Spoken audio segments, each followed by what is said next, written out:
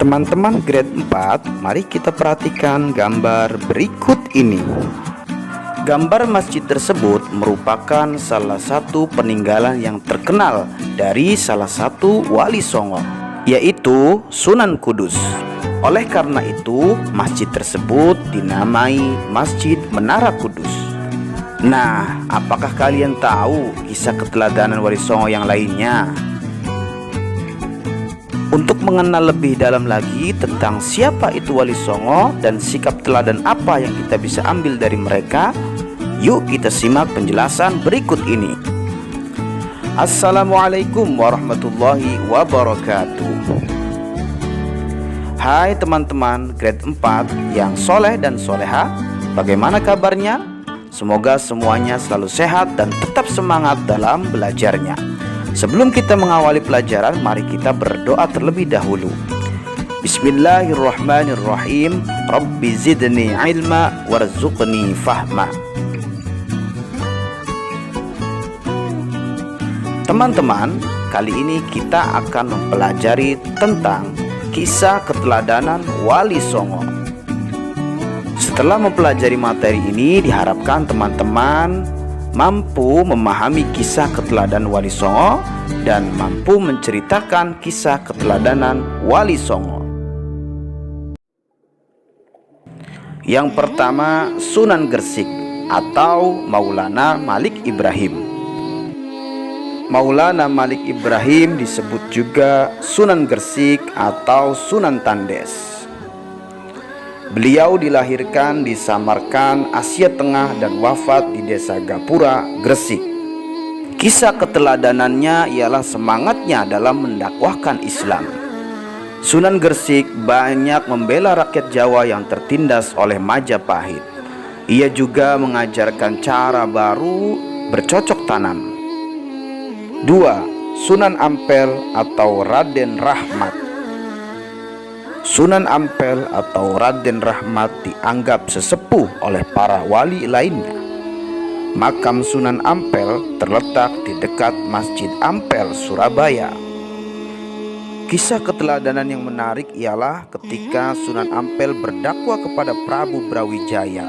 Meskipun Prabu Brawijaya akhirnya tidak memeluk Islam, Prabu Brawijaya terkesan dengan ajaran agama Islam, terutama dalam budi pekertinya yang luhur. Sunan Ampel mengajarkan falsafah Mohlimo atau 5M, yang artinya tidak mau melakukan 5 perbuatan tercela, yaitu main atau tidak mau berjudi, ngombe atau meminum minuman keras, maling atau mencuri, madat atau menghisap ganja, madon atau disebut dengan zina. 3. Sunan Bonang atau Maulana Makdum Ibrahim. Sunan Bonang merupakan putra dari Sunan Ampel sekaligus muridnya. Beliau wafat pada tahun 1525 Masehi. Kisah teladannya ialah cara berdakwahnya yang bijak. Sunan Bonang sering menggunakan kesenian rakyat untuk menarik simpati mereka. Ia memasukkan alat musik Bonang pada seperangkat alat musik gamelan. Oleh karena itu beliau dikenal dengan sebutan Sunan Bonang. Sunan Bonang juga pengubah suluk wijil dan tembang Tombo Ati. 4. Sunan Derajat atau Raden Qasim. Sunan Derajat juga merupakan putra Sunan Ampel. Beliau diperkirakan wafat pada tahun 1522 Masehi. Pesantren Sunan Derajat berada atau dijalankan pada desa Derajat, Paciran, Lamongan, Jawa Timur. Kisah keteladanannya adalah cara dakwahnya yang menekankan keteladanan dalam hal sikap terpuji, kedermawanan, kerja keras, dan peningkatan dalam kemakmuran masyarakat sebagai pengamalan ajaran agama Islam. Sunan Derajat juga berdakwah melalui kesenian tembang Macapat Pangkur disebut sebagai ciptaannya. 5. Sunan Kudus atau Ja'far Shadiq. Sunan Kudus adalah putra Sunan Ngudung atau Raden Utsman Haji. Beliau memiliki peran yang sangat besar dalam kepemerintahan Sultan Demak. Beliau menduduki posisi panglima perang, penasehat sultan, dan hakim peradilan negara. Sunan Kudus banyak berdakwah pada kalangan kaum penguasa dan priayi Jawa. Di antara yang pernah menjadi muridnya ialah Sunan Prawata, penguasa Demak, Arya Penangsang, Adipati Jipang Panolan. Salah satu peninggalannya yang terkenal adalah Masjid Menara Kudus. Sunan Kudus wafat pada tahun 1550 Masehi. 6. Sunan Giri. Sunan Giri merupakan putra dari Maulana Ishaq, murid Sunan Ampel seperguruan dengan Sunan Bonang. Salah satu keturunannya ialah Sunan Giri Prapen yang menyebarkan Islam ke wilayah Lombok dan Bima. Sunan Giri sangat berjasa dalam mendakwahkan Islam di tanah Jawa dan Indonesia bagian timur. Ia pernah menjadi hakim dalam perkara Syekh Siti Jenar. Ia pun berdakwah melalui kesenian. Tembang Islami untuk dolanan atau mainan anak-anak diciptakannya seperti jamuran, citungan, dan delikan. 7. Sunan Kalijaga atau Raden Said.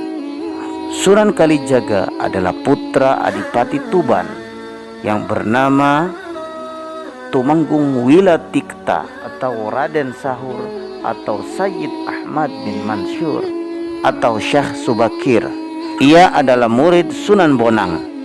Sunan Kalijaga juga menggunakan kesenian dan kebudayaan sebagai sarana bentuk berdakwah, seperti wayang kulit dan tembang suluk. Tembang suluk, ilir-ilir, dan gundul-gundul pacul juga dianggap sebagai karyanya. 8. Sunan Muria atau Raden Umar Said. Sunan Muria atau Raden Umar Said adalah putra Sunan Kalijaga. Ia adalah adik ipar Sunan Kudus. Tempat tinggalnya di Gunung Muria yang berada di sebelah utara kota Kudus, Jawa Tengah. Seperti ayahnya Sunan Kalijaga, beliau berdakwah dengan cara yang sangat lembut. Kesenian gamelan dan wayang tetap digunakannya sebagai media untuk berdakwah. Sunan Muria menciptakan tembang sinom dan kinanti. Sasaran dakwanya adalah pedagang, nelayan, pelaut, dan rakyat jelata. 9. Sunan Gunung Jati atau Syarif Hidayatullah.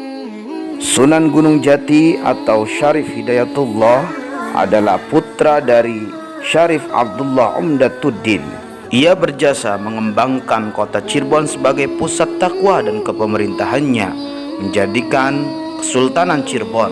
Anaknya Maulana Hasanuddin juga mampu mengembangkan Kesultanan Banten dan menyebarkan agama Islam atau ajaran Islam di tanah Banten, sehingga kemudian menjadi Kesultanan Banten. Sunan Gunung Jati memberikan keteladanan yang baik dalam bekerja.